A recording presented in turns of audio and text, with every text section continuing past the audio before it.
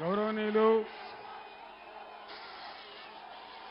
మాజీ మంత్రివర్యులు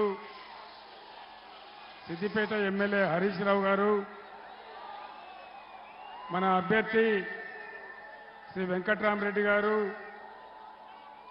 మన దుబ్బాక ఎమ్మెల్యే కొత్త ప్రభాకర్ రెడ్డి గారు,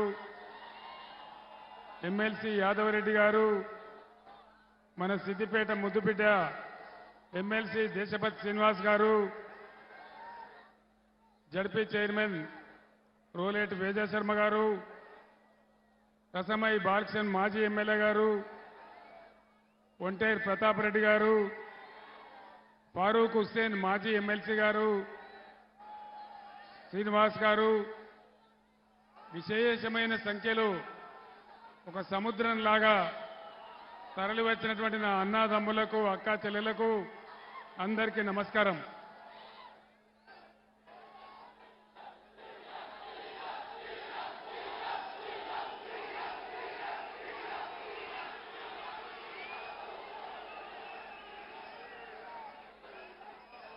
ఒకనాడు ఇదే అంబేద్కర్ చౌరస్తాలో నేను కరీంనగర్ పోతా ఉంటే ఉద్యమం కోసం బో అని చెప్పి ధైర్యం ఇచ్చి, గుండెల నిండా ధైర్యం ఇచ్చి పంపించిన నా గడ్డ ఈ సిద్దిపేట. సిద్దిపేట కన్నబిడ్డను కాబట్టి ముందు సిద్దిపేట మట్టికి నా వందనం. మనకు టైం లేదు, టైం తక్కువ ఉంది. నినాదాలు తర్వాత చెప్పుకుందాం. ఒక 10 నిమిషాలు మీరు నిశ్శబ్దంగా ఉండాలి. ఈ ఎన్నికల్లో 3 పార్టీలు మీ ముందర ఉన్నాయి. ఒకటి బీజేపీ, కాంగ్రెస్, బీఆర్ఎస్ పార్టీలు ఉన్నాయి. మీ అందరినీ కూడా నేను కోరేది ఒకటే, బీజేపీ ఎజెండాలో ఏనాడు కూడా పేదల అవస్థలు ఉండవు, పేదల మాట ఉండదు, రైతులు ఉండరు, చేనేత కార్మికులు ఉండరు, సామాన్య బడుగు బలహీన వర్గాల బాధలు కానీ ఉండవు. అది ఎంతసేపు పెట్టుబడిదారుల పార్టీ, కార్పొరేట్ల పార్టీ తప్ప సామాన్య జనుల పార్టీ బీజేపీ కానే కాదు అని చెప్పి నేను మనవి చేస్తా ఉన్నా.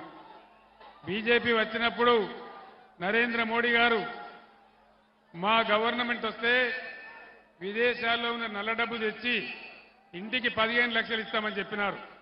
15 లక్షలు వచ్చినాయా? వినబడతలేదు. 15 లక్షలు నరేంద్ర మోడీ ఇచ్చిండా? ఇయ్యలేదా? బేటీ పడావో బేటీ బచావో ఏమైనా వచ్చిందా? అమృత్ కాల్ వచ్చిందా? వచ్చే దిన్ వచ్చినాయా? ఏం రాలి, అంతా వట్టిదే, గ్యాసు ట్రాషు తప్ప ఏం లేదు. బీజేపీ వాళ్ళు చెప్తున్నారు అబ్కి బార్ 400 పార్ అని. 400 పార్ నిజమే. 400 పార్ ఏమవుతుంది? పెట్రోల్ 400 పార్, డీజిల్ 400 పార్, కానీ నరేంద్ర మోదీ 400 పార్ కాదు అనే మనవి చేస్తా ఉన్నా. మీ అందరు నేను ఒకటే కోరుతా ఉన్నా, భారతీయ జనతా పార్టీ విద్వేషాలు నింపి ప్రజల మధ్య పగలు పెంచి దేశాన్ని చీల్చే పని చేస్తుంది తప్ప పేద ప్రజల గురించి, రైతుల గురించి, చేనేత కార్మికుల గురించి, పనిచేసుకుని బతికేటువంటి ప్రజల గురించి ఏ ఒక్క మంచి పని కూడా చేసే పార్టీ కాదు.